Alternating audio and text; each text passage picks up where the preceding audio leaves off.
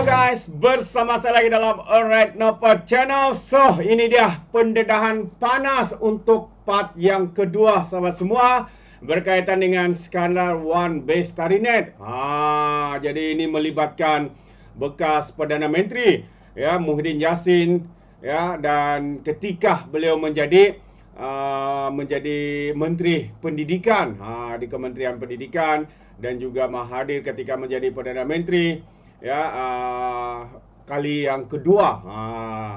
Jadi sahabat semua, saya ingin membawakan anda pendedahan yang akan dibuat sekali lagi ya, dalam satu siri podcast Berani Semuka ya, Berani Iswardi bersama dengan Dr. Mazli Malik, yang dikatakan kerana kes inilah, skandal One Bestarinet inilah yang menyebabkan Dr. Mazli Malik ini satu ketika dahulu ketika menjadi menteri digesa ya untuk meletak jawatan oleh Mahathir ketika beliau sekali lagi menjadi Perdana Menteri. Jadi sahabat semua, tanpa buang masa, yuk kita tonton bersama video Baik, ini. mungkin kita nak refresh sikit kepada penonton bahawa baru-baru ini SPRM telah pun membuka kertas siasatan terhadap One Bestarinet. Mungkin doktor, kita nak refresh balik penonton kita, apa itu One Bestarinet dan apa sejarahnya? Silakan. Okay. Saya ringkas, kalau mudah cerita kita kata Google balik akan keluar. Akan keluar muka. Padahal sebab ni tak ada kena dengan One Bestarinet pun keluar ke, tapi itu yang khidmat kepada negara kan. Dia buat satu Bestarinet membuatkan projek di zaman Tan Sri Muhyiddin Yassin menjadi Menteri Pendidikan pada waktu itu, yang mana projeknya adalah untuk memperlengkapkan semua sekolah dengan capaian internet. Dan yang keduanya adalah untuk pendidikan digital itu berlaku dengan adanya pelantar pendidikan dan sebagainya. Dan yang ketiganya termasuk dalam kerangka itu juga ialah memperlengkapkan infrastruktur internet di sekolah. Jadi projek itu berlaku di zaman Muhyiddin Yassin menjadi Menteri Pendidikan dan juga timbalan Perdana Menteri. Perdana Menterinya Datuk Seri Najib. Jadi setelah dia berlaku, kita lihat dia menjadi satu isu kontroversi. Dibawa ke Parlimen, dibawa ke PAC, dibawa kepada laporan audit negara. Betul. Seawal kita lihat 2015, 2016. Jadi isu tu isu yang besar. Dia berakhir pada 2019 Jun, dan saya pada waktu itu berada di KPM, diminta untuk buat keputusan sama ada nak teruskan atau kita stop. Dia sebelum dia 2019 tu, sebelum tu pun dia memang disambung kan? Ya. Daripada fasa kedua disambung. Fasa kedua. Dia fasa pertama it was 2013 kalau tidak silap saya, or earlier than that, 12 macam tu. Lepas tu sambung fasa kedua 2016, disambung. Fasa ketiga which is 2019. Jumlah dia berapa tu? Dalam 4 bilion lebih. 4 bilion. Oh my god. Dan dia berlaku pada dua Menteri Pendidikan. Dimulakan oleh Muhyiddin Yassin, dan kemudian Muhyiddin Yassin keluar daripada kerajaan, daripada UMNO. Nanti dia Datuk Seri Mazli Khalid ya. Dan kemudian bila saya datang itu dah tempoh penghujung Jadi saya kena buat keputusan sama ada nak terus atau tidak. Jadi di zaman Muhyiddin mulakan, Mazli Khalid meneruskan fasa kedua itu, dan di zaman saya kena buat keputusan sama ada nak terus atau tidak. Okey, bila kita cerita keputusan itu, walaupun dah cakap, kita tanya lagi sekali. Dapatan doktor pada masa itulah sebagai Menteri Pendidikan, of course datang dengan dibentang dengan apa orang kata dapatan, dengan report dan sebagainya. What was your first impression bila dibentangkan perkara itu, dan apa antara perkara besar yang doktor rasa menyebabkan doktor buat keputusan untuk tidak teruskan? Pertama, sebelum datang dapatan itu, rungutan daripada guru-guru, rungutan daripada ibu bapa itu dah is an open secret. Semua tahu. Dan kita lihat bagaimana kalau saya pun daripada ranah pendidikan juga, rakan-rakan berada di sekolah, guru besar, pengetua, adik-beradik saya, adik-beradik ipar saya, cikgu. Jadi ramai yang komplain tentang benda ni. Bila kita masuk ke dalam pejabat, kita lihat benda ni merupakan concern kepada masyarakat. Maka kita cuba lihat secara 360 degree, saya keseluruhannya. Dan bila datangnya laporan daripada pihak yang pelbagai, itu bukan satu benda yang mengejutkan. Kita tahu dah seperti itu. Cuma yang agak mengejutkan saya bila lihat dokumen sejak 2011 itu, dia punya detail memang mengejutkan. Kenapa? Antaranya? Pada permulaan. Antaranya kata? Oh. Dia agak thrilling. Agak thrilling sikit. Agak thrilling sikit. Ni tak dedah lagi Ni Antaranya bila kita lihat kandungan terhadap kontrak itu sendiri, begitu memihak kepada bukan kerajaan, memihak kepada pihak pembekal. Dan kita tak tahu ada perubahan ke tak ada perubahan. A lot of loopholes, dan seolah macam ini memang satu one-sided lah kita kata. One-sided. You are lawyer, you know better. One-sided punya ni. Dan yang kedua, bila berlaku itu, kita terpaksa tengok daripada awal. Rupanya bila sebut tengok daripada awal ni, saya teringat dokumen yang saya lihat. Saya nak bandingkan dengan perbualan saya dengan Datuk Seri Najib sebelum beliau masuk ke menjalani hukuman lah. Pada tahun 2019 lah tu. 18. Tak. No, before that. Tak, itu pada tahun 2020. Oh, 20. Okey. Oh ya, masa perubahan kerajaan. Okey. Sebab saya bertemu dengan beliau, bincang dengan tentang plan pendidikan pasca Covid. Saya jumpa 2021. Okey. Beliau minta saya datang ke rumah dia. Jadi saya hadiahkan buku Memori Bukan Mawar, ya. Dan juga saya hadiahkan plan pendidikan selepas Covid. Saya berikan senaskah kepada Datuk Seri Zain Hamidi waktu itu, Beliau Presiden UMNO, berikan kepada Datuk Seri Najib kerana dia orang kata Datuk Seri Najib lebih berbisa waktu itu. Waktu itu terutama di kalangan ahli-ahli UMNO.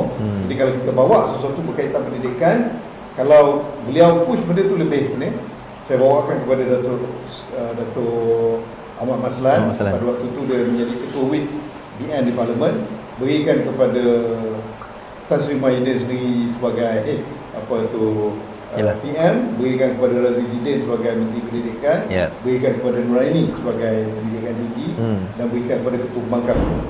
Tapi saya tak tahu apa berlaku pada plan tu. Plan pendidikan pasca Covid. Cumanya yang di-Pertuan Agong pada waktu itu, sekarang ni Sultan Pahang lah, ada address perkara tersebut. Tetapi Razif Jidin Menteri Pendidikan itu tak laksanakan kitab buang lah pada hadapan pembukaan Parlimen. Akhirnya setelah buku kan yang masuk dalam buku. Di dalam buku saya CPR for Malaysian Education, dalam bahasa orang putih. Dalam bahasa Melayu saya buatkan Generasi yang Hilang. Dan juga ketika naik Menteri Pendidikan yang baru ni, saya telah berikan kepada Menteri Fadlina dan juga kepada pegawai-pegawai lah. Harap-harap mereka dapat laksanakan.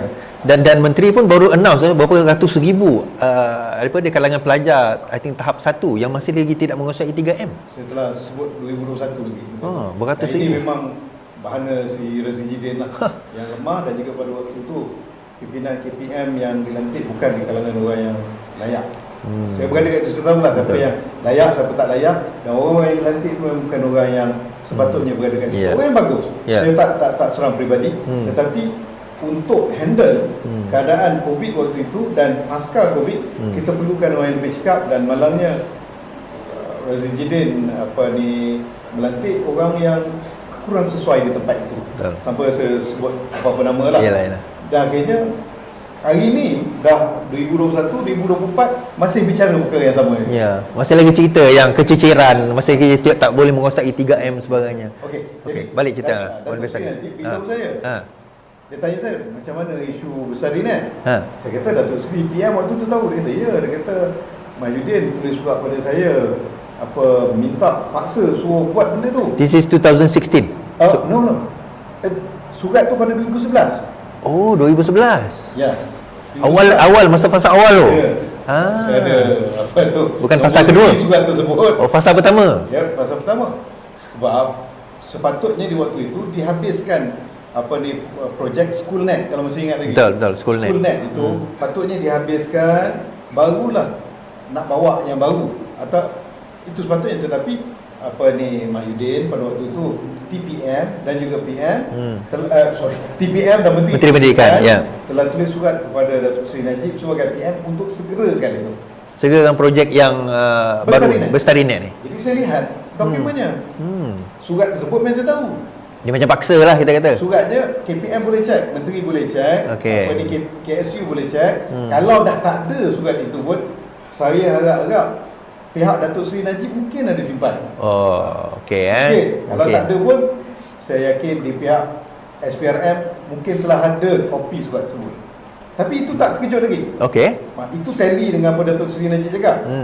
Maksudnya Mahidin suruh segera kan. Jadi saya kata, dia kata, ialah sama dengan saya pun, saya kata Mahidin minta Tun, ikut cakap Tun, ni boleh tanya Tun lah. Ya, Tun Mahathir, PM. Tun Mahathir sebut kepada saya waktu saya menteri, 5 kali jumpa, minta saya teruskan. Dia kata Mahyudin marah dan sebagainya. Minta teruskan projek One Bestari Net. Apabila dia berakhir pada Jun 2019, dan selepas saya tak jadi menteri, selepas berlaku Sheraton Move, waktu tu dia cakap, Syed Saddiq boleh menjadi bukti. Syed Saddiq tahu benda ni A sampai Z, Datuk Seri Mukhris pun tahu benda ni, dan bukan satu benda yang rahsia lagi, Peja pun tahu benda ni. Jadi apa Tuan cakap? Tuan kata, yalah, siapa ni Mahyudin datang mengurung tiap hari, suruh buang you, dia suruh you sambung Bestari Net, you tak mau sambung. Dia presiden parti, kalau presiden parti tak mau you jadi menteri, saya punya menteri. Jadi itu dia cakap lah. Itu dia asal dia bagi. Selepas tu dengan apa, dia pun hilang jawatan PM, dan Mahyudin jadi PM. Jadi pada waktu tu saya 2-3 kali nakkan kepastian, dan dia sebut perkara itu. Dan Syed Saddiq tahu perkara ni, Wadil Syed Saddiq Muar, dia tahu perkara ni, dan saya rasa bukan satu perkara yang rahsia. Saya je yang tak tahu, orang yang last tahu. Okey. Tapi nak ceritanya, itu tak mengejutkan lagi. Itu tak mengejut lagi tu. Yang mengejut bila saya lihat dokumen tender tu. Dokumen tender pada One Bestari Net tu. Ya. Kelulusan ni dokumen saya yakin SPRM dah ada. Ya. Saya berani cakap ni kerana SPRM dah lakukan siasatan. Betul.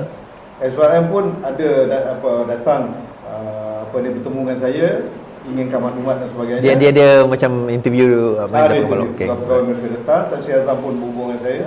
Sebab Tan Sri Azam dah sebut benda ni. Jadi saya boleh sebut lah. Okay. Datang dan mereka tanya tentang saya sebut dokumen gini, dan saya yakin mereka dah dapat dokumen tersebut. Kalau tak ada dokumen tersebut, satu question mark. Tapi saya masih simpan lagi nombor-nombor rujukan dokumen-dokumen. Antara yang menarik ialah bagaimana keputusan untuk award kepada syarikat yang menang tu. Okey. Dalam tu banyak syarikat masuk. Betul. Ada syarikat yang menepati kriteria. Pertama, paid up capital 5 bilion. Ada company telco, tanpa sebut mana-mana telco lah. Kita pun faham lah yang besar-besar tu lah. Ada yang 3 bilion dan 1 bilion. Company ni hanya ada dalam 30 lebih juta saja. Tak apa lagi. Okey. Company lain dah lama establish, bertahun-tahun. Betul? Kan? Company ni baru setahun. Daripada tarikh dia dapat tender tu 2011 tu, maksudnya 2010 diwujudkan. Ya. Yalah, dalam lebih kurang lah dalam tempoh tu lah. Baru ditubuhkan. Soalan macam tubuhkan, bawa idea ni. Tu tak apa lagi. Okey. Proses panggil tender, proses sediakan, proses kelulusan, proses award setahun. Dan dihentikan Schoolnet. Immediately henti tu abruptly untuk diberikan kepada tender itu. Dan saya tak tahu, sebelum ni saya ingatkan benda tu is an open secret. Rupanya ramai tak tahu. Jadi orang kata, kenapa tak dedahkan perkara ni dulu dan sebagainya. Kita tunggu waktu lah. Dan ini hari bila PM sendiri bagi arahan kepada SPRM, dan SPRM sendiri dah mulakan siasatan, saya rasa saya boleh dedahkan. Dan SPRM ada bukti-buktinya. Okey, yang penting permulaan award tender itu question mark. Syarikat yang baru tak ada pengalaman, dan kita tahu bila tak ada pengalaman pastinya akan gagal. Bagaimana dalam tempoh setahun itu, dan kenapa surat diberikan daripada TPM kepada PM memaksa PM segerakan projek bernilai lebih pada 4 bilion itu.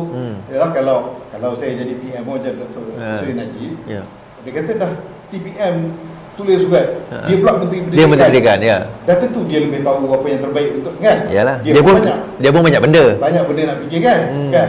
Jadi saya teringat lagi kata-kata Datuk Seri Najib.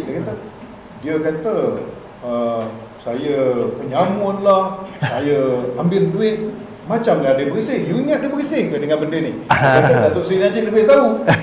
Berising tak berising, Datuk Seri Najib kata, kalau dia tak ambil, dia kata takkan nak buat macam gini.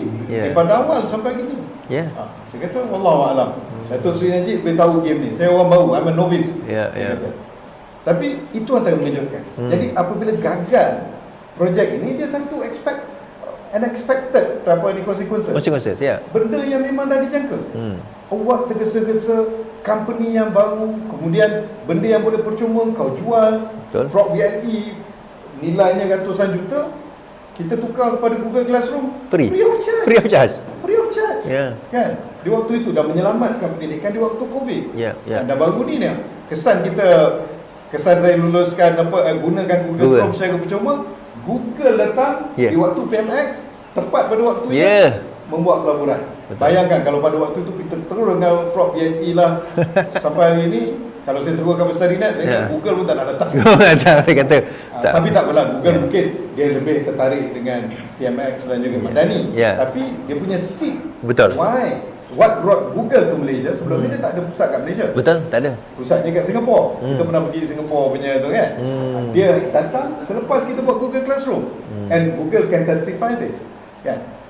Sebab pada waktu itu pun kita lihat lebih luas daripada itu untuk buat dengan bukan setakat Google, dengan lain-lain lagi.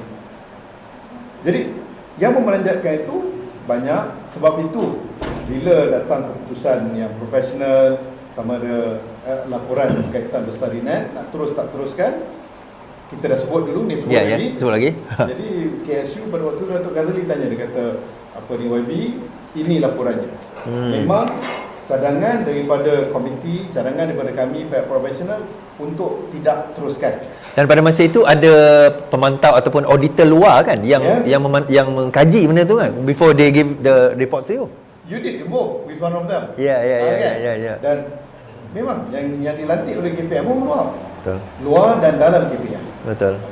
Jadi yang penting badan luar, third party, dan juga dalam KPM yang penilaian. Atau dalam KPM pun penilaian kata projek yang gagal. Dia ada satu je yang kata berjaya, yang kata okey. Itu yang dilantik oleh pihak vendor lah.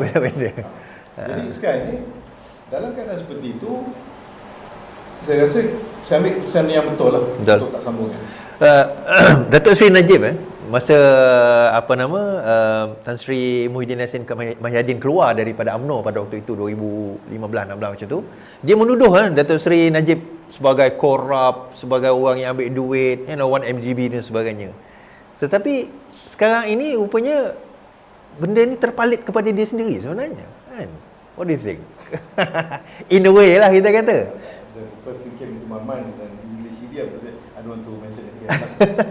Kata lah pokoknya. Iyalah kata lah okey. Apa ni, tapi dekat situ macam dialog terakhir Datuk Seri Najib kepada saya kat rumah dia lah. Dia cakap macam dia pusing, dia kata. Iyalah. Tapi maksudnya ada. Saya kata Datuk Seri lah, you know best. Dia gelak. Tapi dia kata saya sanggup bersumpah, saya sanggup bersumpah, 1 sen pun tak masuk dalam poket saya, dia kata. Dia kata masuk kat parti kan. Yalah, masuk kat parti itu yang bersatu hari itulah kan. Tapi dengan benda ni pun kalau kita nampak dia yalah macam kalau dia tak ada apa yang dia boleh dapat daripada benda ni, takkan dia nak push sebegitu kuat. Wallahualam, saya serahkan kepada SPRM. Kepada SPRM lah. Hanya deal dengan isu Bestarinet. Dan saya hanya deal dengan bahan-bahan bukti yang ada. Dan serahkan kepada Allah. Tapi kenapa Wan Bestarinet bila serbuan itu berlaku kan? Saya tak pastilah detailnya, mungkin doktor boleh share kalau ada lah kan. Bagaimana? Yalah, pendedahan tu mungkin daripada doktor, mungkin daripada orang lain. Siapa yang Wan Bestarinet yang kena sebut SPRM apa ni? Tahu tak kisah tu? Why did SPRM ambil serbuan? Tidak akan buat tindakan kalau tidak ada laporan. Ini ada laporan yang berlaku. Dan saya menjelang pilihan raya Sungai Bakap. Sungai Bakap. PR. Oh, before that. PRN kan. PRN yang kita buat live. PRN itu lepas kita buat cakap tu, ada laporan polis. Tak salah saya ada 20. Ada Mahyudin. Dan juga ada laporan kepada SPRM. Jadi saya ingatkan benda tu senyap dan kita pun ingat dah betul gitu. Rupanya SPRM mungkin dia ambil waktu untuk kesihatan dan mungkin ada laporan dalaman sendiri. Tapi saya masih lagi mungkin doktor tak boleh jawab soalan ni lah, tapi saya masih lagi cukup lengkap kalau penahanan ataupun at least Tan Sri Mahyadin tak dipanggil ataupun tak dikaitkan dengan benda ini kan. Kalau kita tengok seolah-olah macam keputusan itu pada dia sebagai TPM dan juga Menteri Pelajaran. Tapi yang kena Wan Bestari Net je sekarang ni kita nampak. Seolah-olah macam kelicikan itu. Sebab saya semalam kita mengatakan Tan Sri Mahyadin akan dipanggil oleh SPRM lah. Akan dipanggil. Tidak mustahil. Okay. Tapi itu sumber dalaman apa kan. Dan juga yang replicated juga is Datuk Sri Mazir Khalid, because he was the one who extended kontrak the second phase tu. Betul. Kan dia dipanggil kan? Kalau ikut news malam dia kata sumber dalaman mengatakan tidak mustahil 2 orang dipanggil, dan saya rasa panggil. Dan kalau SPRM inginkan maklumat, mungkin boleh bukan panggil lah. Yalah. Menemu ramah lah. Menemu ramah.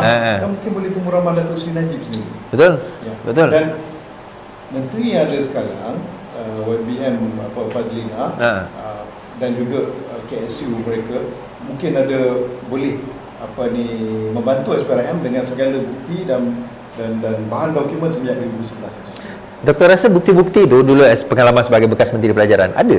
Boleh didapati sebagai oleh Menteri Pelajaran? Dia boleh dapat ke? Easily boleh dapat Dan apa yang kami buat dulu saya rasa masih ada. Ya, dan yalah sebagai menteri sepatutnya ada akses lah kepada benda tu kan. Sepatutnya ada akses. Dan saya rasa Menteri Pelajaran pun tahu dan dengar kita mungkin insya-Allah kan. Supol dia pun, Atikah pun dengar, kita boleh forward pada dia nanti, jangan risau kan, untuk tindakan itu diambil dan diteruskan. Kita kata Wan Bestari Net ni bagi saya it's apa orang kata tak ada perkataan lain selain daripada pengkhianatan lah kita kata kepada negara, pendidikan negara. Dia generasi kita. Ada 2 orang dan saya yakin SPM juga akan mendapatkan kerjasama mereka untuk mendapatkan pandangan profesional dengan bukti dan sebagainya. Mantan KSU di zaman saya, Datuk Ghazali, dan juga mantan KSU yang mengepalai komiti untuk lihat isu ini. Dia juga merupakan mantan Mayor PJ. Ya. Okey, boleh nak mau boleh kita. Ni santai je. Mantan KSU tadi kita kata dipanggil. Dia dah pencen lah. Tapi boleh dipanggil. Dah pencen, tapi mantan TKSU sekarang ni jadi TKSU Kementerian Pendidikan Tinggi. Masih lagi. Dia dulu Mayor PJ. Betul. Okey. Dia very professional. I have a huge respect to him. Without fear, without favor, ketika dia mengepalai siasatan terhadap tu, dan memang dia report very clean, dan KSU bersama dengan dia. These 2 figures, they contributed to the nation in this issue. Dia dorang begitu, subhanallah, kalau dia dorang ni nak makan, kan nak ambil lah kata-kata, nak makan suap lah. Boleh je tipu saya dengan laporan yang cantik-cantik lah, dicantikkan dan apa, tapi tidak. Mereka buat yang terbaik demi negara, dan sebab tu ini hari tak silap saya Datuk Ghazali berada dalam agensi integriti Perkhidmatan Awam, orang yang paling sesuai, dan Datuk Azam pun berada menjadi TKSU Kementerian Pendidikan Tinggi. Untunglah Datuk Sri Zamri ada pegawai yang seperti itu. Respect itulah. Jadi cerita kata tadi disebabkan oleh perkara tersebut tuan-tuan, Dr. Mazli menjadi mangsa kepada keadaan sehingga beliau dipecat. Bukanlah dipecat, ialah kira dilecutkan jawatan lah sebagai seorang Menteri Pelajaran di tengah-tengah kemuncak kita apa orang kata. Beliau menjadi Menteri Pendidikan, baru melaksanakan perkara-perkara yang bagi saya satu reform yang barulah. Walaupun kita nampak controversial. Benda besar dia buat, Dato' Mazli dia buat, kita tak nampak. Yang kita nampak kasut hitam. Kasut hitam itu yang kita nampak. Ya, Falsafah tu tak nampak. Falsafah tu kita nampak. Banyak lagi kalau kita nak sebut. Union, AUKU, Student Union, macam-macam. Tapi even kasut hitam tu pun sekarang ibu bapa berterima kasih. Ya, of course. Berterima kasih. Kalau kita pergi satu dunia pun semua kasut hitam anak-anak kita kat UK. Ya, kasut hitam. Dia kata sebab kasut hitam ni mak bapak kata kalau kasut putih kita kena cuci. Bila cuci dia rosak. Setahun 2 kali kena tukar. Kasut hitam pakai je lah. Saya rasa saya pun tak pernah basuh kasut saya kan, sebab dia tak nampak berkotor. Baik, itu Wan Bestari ni. Ada lagi yang mungkin nak diceritakan atau you have revealed all ataupun ada pesanan kepada sesiapa? Saya sebenarnya kadang ada beberapa perkara yang kita pelik. Jatuh. Oh, berdengung dia. Okey, tak boleh. Okey, tak apa, tak ada masalah. Right. Okey. Ada beberapa perkara yang saya pelik. Ya. Kenapa tidak ditimbulkan di parlimen? Okey. Kita pernah timbulkan parlimen pada tahun 2021, 2022. Tetapi bila masuk ni tak ditimbulkan sedangkan isu tu tak selesai. Contohnya macam siasatan PAC terhadap Bestari Net. Ya. Sepi. Betul. Sebab kita tahu ya apa ni pihak pembangkang kalau ditimbulkan isu ni kena mereka. Ya. Tapi di isu pendidikan. Betul. Kita berharapkan supaya banyak isu pendidikan boleh dibawa ke parlimen yang substantif. Tetapi yang dibawa kadang perkara remeh. Lim Guan Eng sepupu dengan Lim Chong Wei, Lim Chong Wei dengan Lim Kuan Yew. Benda yang Tapi ni saya rasa saya boleh blame kualiti pembangkang pembangkang lah. Ya. Dan yalah pengundi lebih prefer orang seperti individu ahli parlimen mewakili mereka tahap tu. Tapi tidak terlambat untuk mereka upgrade. Ya. Cuma saya nak lihatkan dalam waktu saya berada di parlimen tu ada satu isu besar yang tidak selesai tetapi hari ini tidak timbul di parlimen. Saya tahu pembangkang tak akan bawa. Betul. Kerana kalau dia bawa, Putrajaya will be in a boiling hot water. Itu yang mungkin yang dia kata itu apa? Tarik balik tu. Ya. Bila PM Hack sebut dia kata Putrajaya pun ambil juga. Dia kata tarik balik menjerit-jerit itu. Saya teringat, ada isu yang saya pernah bawa. Dijanjikan nak buat jawapan bertulis, tetapi sampai bubar parlimen tak ada apa jawapan.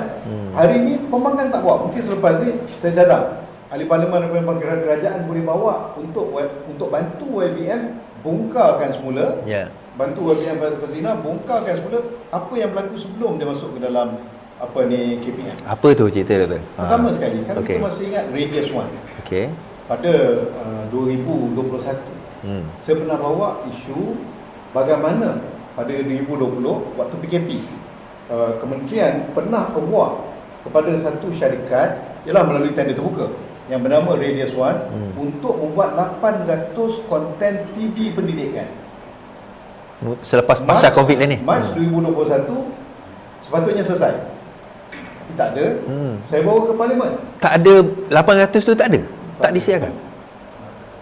Saya tanya ke mana pergi konten.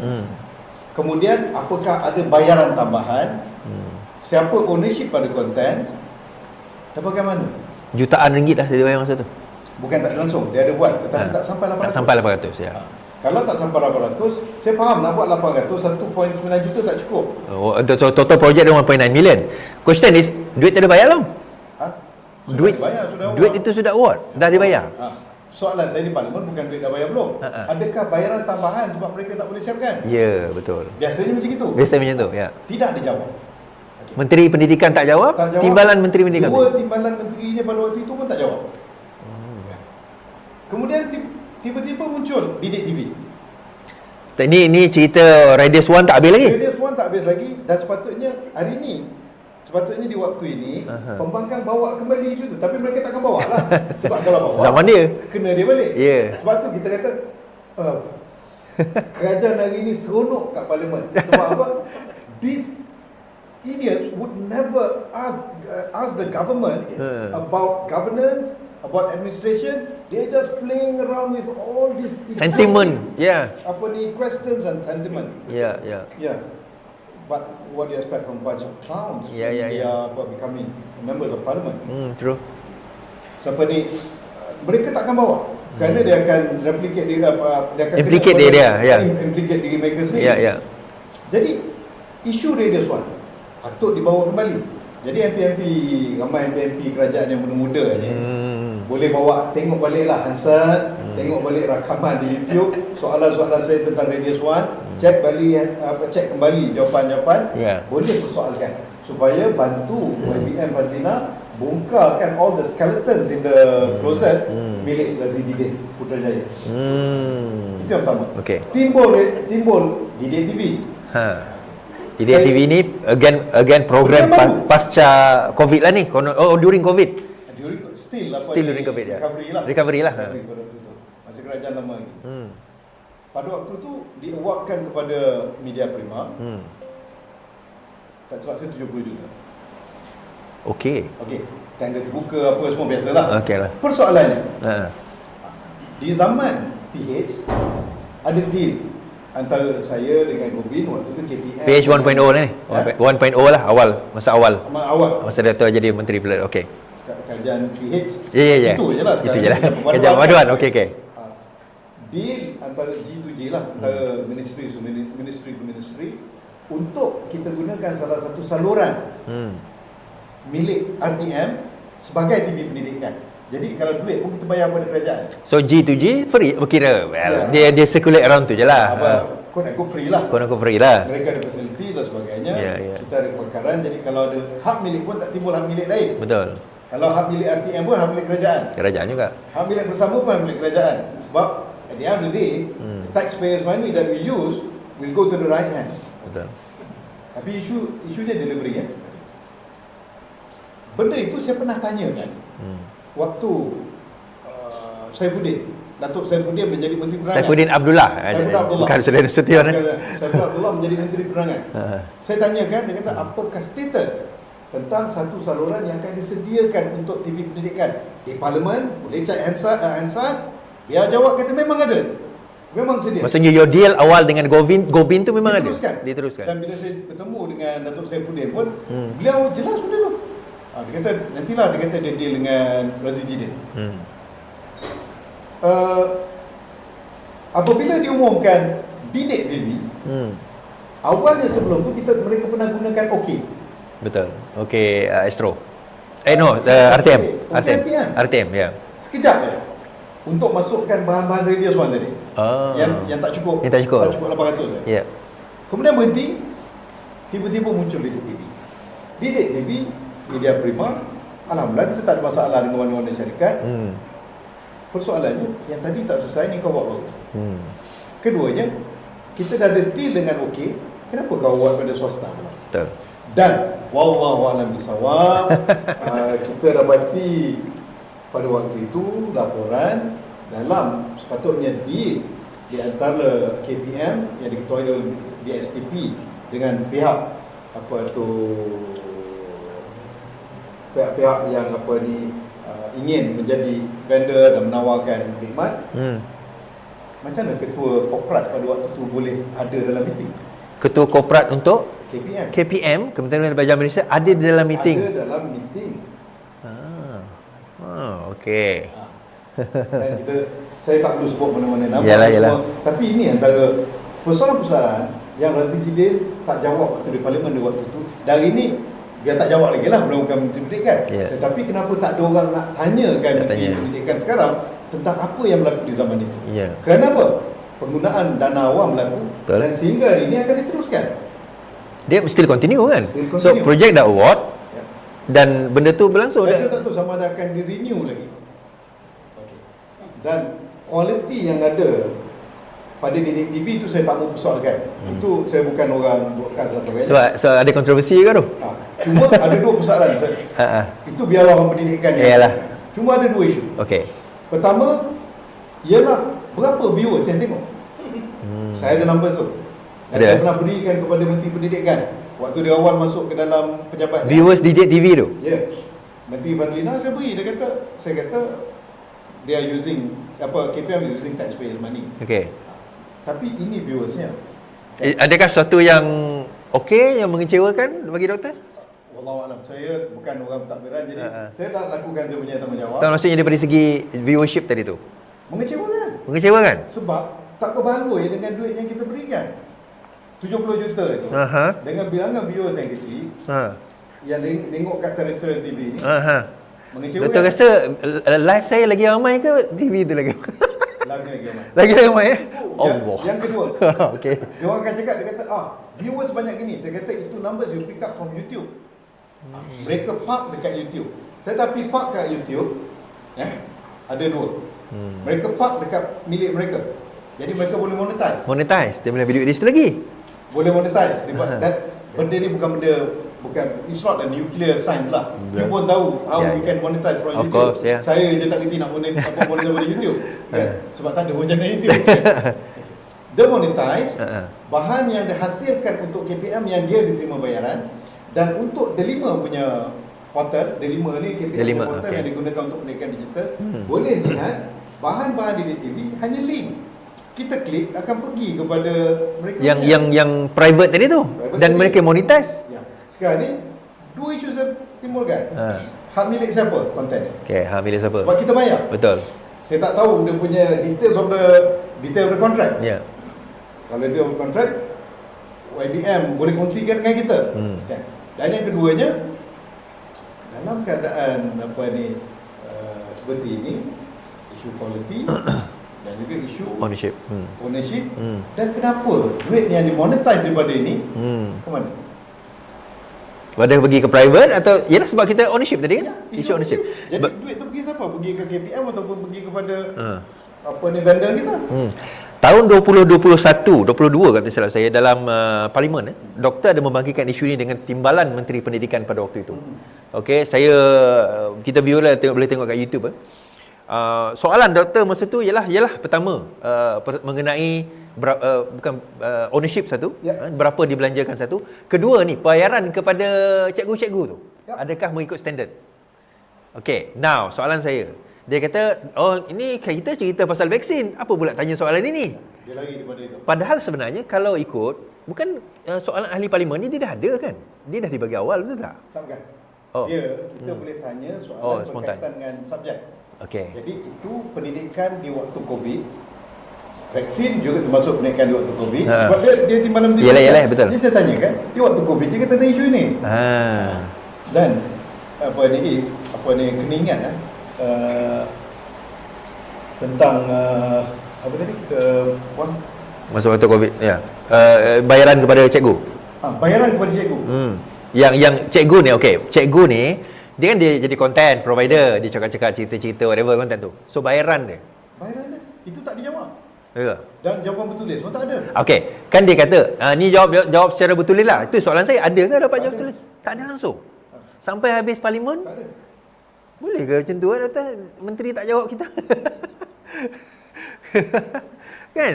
Satu. Tapi sekarang ini pun adakah guru-guru yang buat konten itu dibayar dengan bayaran ikut pasaran? Ya sepatutnya. Jadi itu mungkin KPM boleh bantu kita lah. Jadi sebab tu bila kita lihat cikgu-cikgu kecewa, cikgu-cikgu hilang semangat, ramai orang komplain terhadap pendidikan semua. Ini antara dia. Dan kita paling malang terdapat pembangkang paling lemah dalam sejarah. Isu seperti ini tak ditimbulkan. Kenapa? Sebab kalau mereka timbulkan isu ini, akan implicate di mereka sendiri, akan kena pada diri mereka sendiri. Saya bagi contoh baru ni timbul lagi isu kita nak kembalikan UPSR PD3 whatever lah, exam form 3 kan. Saya rasa pembangkang tak bawa isu ni. Sebab dia yang hapuskan. So what's your opinion lah if I were to ask you, katakanlah do you think benda tu okey ke tak okey nak mengembalikan UPSR? Saya paling sedih pada waktu ini dalam keadaan kita bangga dengan mata wang kita, bangga pencapaian ekonomi kita, bangga dengan segala-galanya.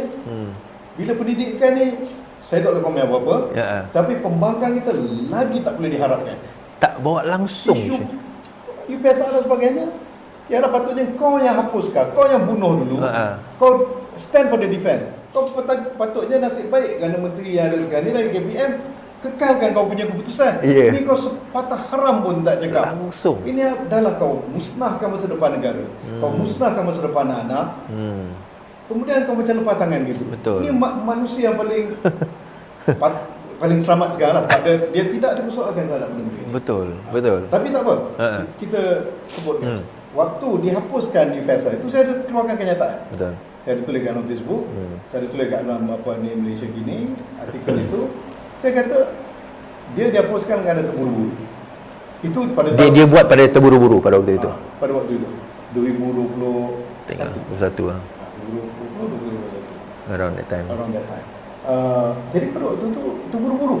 Dalam keadaan kita guru-guru tak dilengkapkan dengan training yang adequate, latihan yang mencukupi, masa tidak dididik dengan benda yang baru nak diperkenalkan kepada mereka. Masa kita masih lagi exam oriented. Kita buat benda abruptly. Kejut sebab sampai hari tak selesai. Nak buat tak buat. Dari sekolah rendah kita nak pergi sekolah menengah, biasanya kita ada pembahagian. Tiba-tiba tak ada exam. Adalah nangu-nangu bangang walaun ni yang duduk kata, inilah Mazli duduk hapus kan ni. Kata, excuse me, itu yang hapuskan waktu COVID, waktu kerajaan Sheraton Move, namanya Razi Jidin. Mazli tak pernah hapuskan PSA. Yang Mazli lakukan ialah darjah 1 dan darjah 3 tidak ada peperiksaan dan digantikan dengan membina mereka punya bakat. Which is sebenarnya sepatutnya begitu. Kemudian darjah 4 hingga darjah 6 masih ada peperiksaan dan saya tak pernah cuit di PSA. Sebab saya lihat perlunya ada national exam. Betul. Kan? Sehinggalah kita menemui satu formula lain. Satu formula lain, kadang-kadang kita betul siap. Betul. Yang saya paling push pada waktu tu ialah tentang big data. Kita perlu ada digital punya AI punya deep learning semua untuk bantu kita persiapkan anak-anak murid, cikgu dan sebagainya. Teachers training, kita perbaiki kurikulum. Kurikulum pada waktu semua kita nak perbaiki. Kurangkan beban guru. Awal-awal lah. Terus istilah kurang beban guru. 2019 terus ni. Ada orang kata KPM tak habis-habis kaji. Ya betul, ini masalah. Tapi zaman saya, sorry, kita gaji dan kita buat. Kita gaji, kurang beban guru kita buat. Kita gaji, kita laksanakan. Kalau selepas saya dan sebelum saya kaji-gaji tak selesai, wallahualam, tanya mereka. Dan saya kalau nak tanya apa semua, saya jawab dalam buku Memory Bukan Memoir, CPR for Malaysia Education, Generasi Yang Hilang, Reformasi University, semua kita jawab. Masih buku di mana sekarang boleh dapat tu? Kedai drmazli.com. Kedai drmazli.com. Okey. Jadi, kalau nak cakap apa semua, yalah, jangan guna kepala lutut lah. Dia guna fakta, chat dan sebagainya. Jadi UPSR, kalau sebutkan hari ni nak kembali tak kembali, saya kata dah terlibat, nasi dah jadi bubur. Betul. Kalau nak kembali tak kembali, saya kata bincang lah. Saya tak berada kat KPM, dah 5 tahun saya tak berada kat itu, mereka lebih ada data, mereka lebih tahu kan. Dan kena ada plan komprehensif, taklah berat juga. Cuma jangan ketepikan NUTP dalam kita nak buat apa-apa keputusan. Yang pertama, Razi Jidin tak entertain langsung. NUTP. National Union Guru-Guru, Kesatuan Guru. Saya tak tahulah kajian sekarang memang engage dengan Kesatuan Guru-Guru. NUTP, Persatuan Guru Malaysia Barat, NGO berkaitan guru, ibu bapa. Jangan kita ketepikan. All the stakeholders kita kena engage. Betul. Dan kita pastikan pakar-pakar pendidikan dan orang yang mempunyai influence dalam ranah pendidikan itu perlu kita rangkul. Kita jangan bila mereka kritik kita kata ni lawan kerajaan. Ni yang lawan kerajaan itu yang bengong-bengong tu. Yang duduk komen yang negatif-negatif. Yang menyumpah-nyumpah, yang kata benda bukan membina pun. Itu yang itu memang tak guna tu. Ataupun orang yang pening kepala semua macam setengah ahli parlimen pembangkang belajar je dekat UK tapi kata komen replik apa ni. Siapa tu? Tetapi ada kritikan daripada guru-guru, daripada pakar-pakar pendidikan, mereka tu ikhlas. Mereka bagi pandangan yang mungkin kita tak senang, tetapi itu suara hati pembangkang tahu. Itu suara hati ibu bapa, itu suara hati pendidik. Yang perlu jangan kita ketepikan. Kita tak boleh kata government knows everything. Jangan ulangi benda tu. Kita lihat bagaimana pendekatan PMI. Kita lihat bagaimana pendekatan pelbagai kementerian-kementerian negeri ini yang mendengar. Kita lihat bagaimana Kementerian Dalam Negeri pun dalam nak buat RUU berkaitan kewarganegaraan, itu mereka nak bawa, kemudian bila menerima feedback, saranan, feedback dan sebagainya, mereka ambil undur selangkah, kaji semula, buat engagement ke depan. Jadi begitu dalam pendidikan. Kita tak boleh lagi macam kita dah buat keputusan, kena engage, kena raikan. Jangan biar orang terkapai-kapai dalam kantin. Betul. Jadi kalau nak tanya pada saya, perlu tak kembali atau tak boleh, saya kata wallahualam besar. Macam dalam IP saya kata saya tak ada data. Betul. Untuk kita buat keputusan ataupun nak memberi pendapat kita. Betul. Jadi saya tak berani. Cuma saya anak-anak saya pun dah besar, masuk U dah kerja apa semua. Nasib lah aku tak terlibat kan. Cuma saya agak kasihan lah. Dan beberapa angka yang dikemukakan baru ni tentang keciciran apa semua agak merisaukan. By the way, tahniah doktor, anak melanjutkan pelajaran. Mana dah kerja sekarang? Yang pergi sekolah tu? Itu nombor 3. Nombor 3 dah? Dia buat dia pergi Gap year. Oh, anak-anak doktor ni pun boleh tahan juga kita kata. Dan okey, terakhir doktor kalau kita nak bawa lah. Pertama sekali mungkin apa yang doktor, yalah mungkin macam doktor kata, government doesn't know everything. So sebagai orang luar, sebagai rakyat sekarang ni, apa yang doktor nak pesan kepada Menteri Pelajaran sekarang yang mungkin untuk dia nak bawa, kan? Apa yang dia nak daripada Didik TV, daripada apa orang kata Radio Swan, daripada Bestari Net, apa yang Menteri Pelajaran sekarang ni kena alert kita kata? Saya ni siapalah nak cakap pasal pendidikan lagi. Apatah lagi nak nasihat orang semua, nak nasihatkan menteri, bukan orang yang layak lah. Jadi saya yakin beliau dan PM lebih memahami, KPM lebih memahami tentang pendidikan pada hari ini. Boleh tanyakan kepada pakar pendidikan. Biarlah saya buat kerja saya. Ya, tapi daripada segi skandal-skandal tu semua harap kalau berkaitan skandal, skandal tadi. Saya nak nasihat kepada ahli-ahli parlimen kerajaan. Kerajaan. Kerana ahli parlimen pembangkang tak boleh harap dalam bidang pendidikan. Ahli parlimen kerajaan, terutama yang muda-muda ni, gambar muda-muda ni, kena proaktif, kena jadi substantif. Mungkin boleh lihat balik apa ni kepada kadang soalan-soalan pembangkang di zaman kita jadi pembangkang 33 bulan itu, yang saya lihat itu paling pembangkang paling proaktif. Sebab apa?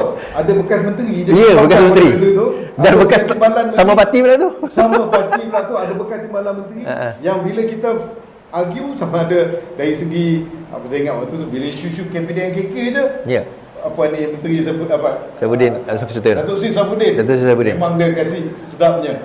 Bila isu digital undang-undang apa ni Gobin apa, jadi kita pernah jadi menteri kan, rang kapal masa tu rang kapal apa tak ada. Oh ya, later. Bila bab kesihatan, kita tengok memang Dr. Zul. Kan sama ada mosquito apa? Ya, dia Dr. Adam Baber. Adam Baber ataupun yalah KJ lah. KJ kan. Jadi kita Spanish Fly. Pembangkang terbaik dalam sejarah Malaysia adalah dalam 33 bulan. Betul. Dan kerajaan paling teruk sekali dalam 33 bulan pertama dalam fasa yang pertama. Ya, betul. Cuma untuk ahli parlimen kerajaan yang sekarang ada, ini saya tak suka macam nak ngajar lah. Dia kata, kau pun tak pernah berlari nak cakap lebih. Tak, tapi okeylah kalau nak tu nasihat kepada orang bencin ni saya lah. Cuba lihat argument-argument pembangkang pada 33 bulan itu, dan anda boleh mainkan peranan yang pembangkang tak main pada hari ini. Check and balance. Pembangkang ini duk menjerit benda yang merepek muaban, tapi anda sebagai backbenchers boleh bertanyakan kepada menteri-menteri, terutama dalam isu pendidikan, isu yang dalam 33 bulan itu terlampau banyak jerangkung-jerangkung dalam almari yang boleh dikorek. Anda membantu YBM Fadlina untuk bersihkan apa yang telah di onar-onar yang telah dilakukan oleh pemerintah 33 bulan itu dengan soalan-soalan. Anda boleh lakukan. Dan isu-isu pendidikan macam tadi UPSR dan sebagainya, anda boleh buat. Dan jangan takut, anda sebagai ahli parlimen, apa yang anda bawa sebenarnya lebih konstruktif. Dan lebih konstruktif dan membantu YBM pendidikan.